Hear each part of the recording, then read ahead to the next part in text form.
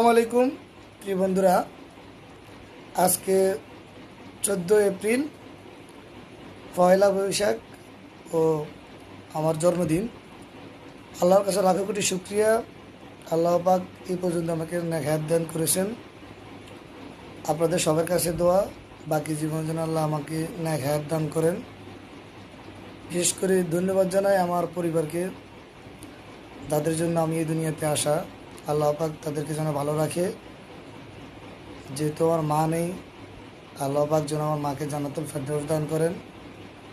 তার জন্য কিছুই করতে পারিনি জীবনে। তো সবাই যারা আমাকে উইশ করেছেন ফেসবুক বা মেসেজে, সবার কাছে একটাই দোয়া, সবাই আমার জন্য দোয়া করবেন।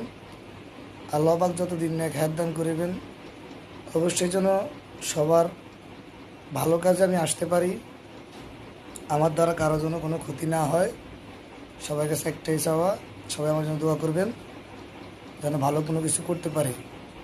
তো সবাই ভালো থাকবেন, সুস্থ থাকবেন। আল্লাহ হাফেজ।